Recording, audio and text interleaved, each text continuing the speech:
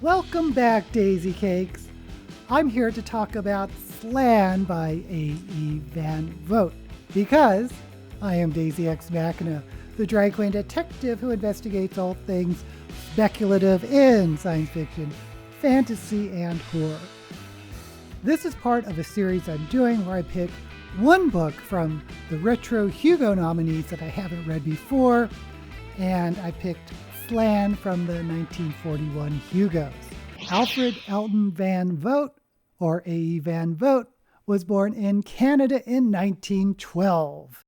He was a visionary author who shaped the landscape of science fiction during its golden age. In fact, A.E. Van Vogt is credited as starting the golden age of science fiction by none other than Isaac Asimov himself, who, along with several others, cited the short story Black Destroyer, published in the 1939 issue of Astounding Magazine, as kicking off the golden age. Van Vogt had a very interesting career. Notably, he was appointed by L. Ron Hubbard as head of the Dianetics chapter in California in 1950. This was before it was the Church of Scientology.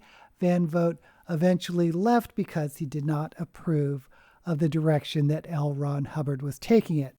In the 1970s, he sued the production company of the movie Alien for plagiarism for his novel Voyage of the Space Beagle, which was settled in his favor out of court. He died in 2000 at the age of 87. Like almost all Golden Age science fiction writers, he was known more for his short stories rather than his novels.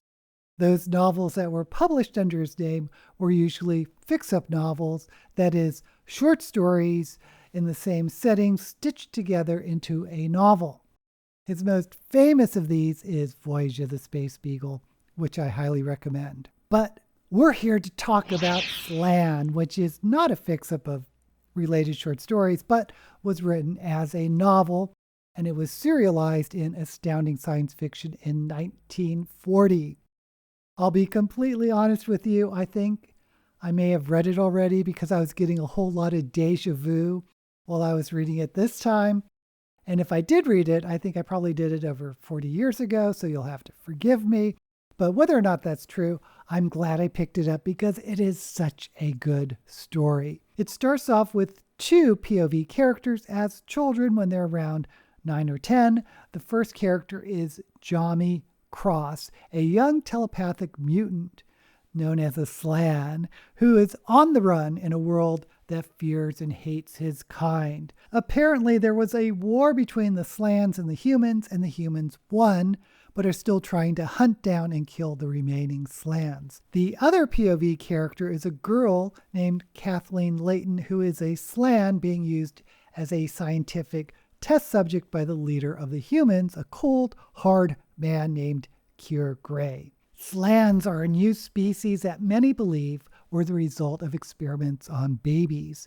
They can be distinguished by these golden fibers on their heads that sort of stick out from their hair, and this allows them to read thoughts. Yes, they are telepathic, but they are also much more intelligent than humans. Mostly the book is written from the boy Johnny's point of view as he grows up in hiding from child to teenager to adult, but we also flip every once in a while to Kathleen to see her progress. The one thing I didn't really like is that Kathleen, once she reaches adulthood, always seems to be under threat of sexual assault, which I also found in the other retro book I read last month, E. Doc Smith's Lensman novel, Galactic Patrol. It makes me wonder how much the fear of sexual assault hung over women in the 1930s that it winds up in all these novels. However, unlike the Lensman novel, and much to my surprise and delight, there are women in Slan who are leaders and even military commanders. Also, unlike Doc Smith's writing, which I found a little overwrought at times, I found Van Vogt's writing to be super readable. The plot is fast-paced, the characters are fascinating.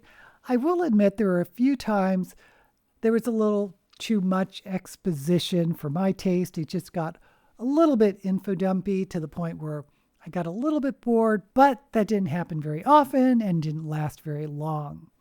The biggest thing I liked about Slan, and the one I'm going to be most vague about because I want you to read it and I don't want to give spoilers, but the plot twists were amazing. Even if you think you know where the story is headed, it suddenly twists in a completely unexpected direction. You'll have to read it to find out for yourself. This is the earliest novel, I guess, that deals with the concept of telepathic superhumans facing persecution, and it does resonate. But we do see this premise a lot today. I mean, just look at any of the X-Men movies. But it is no wonder that science fiction fans embrace the rallying cry. Fans are Slans in a time when science fiction fans were persecuted for being weirdo nerds. There was a sequel called Slan Hunter that was published in 2007 by Kevin Anderson based on an unfinished draft by A.E. Van Vogt.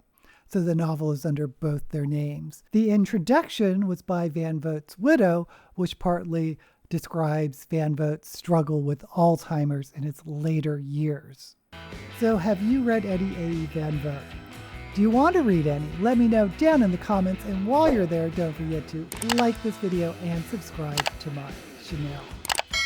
Next time, I'll pick up a book from the 1943 Retro Hugo nominations. For some reason, they skipped 1942.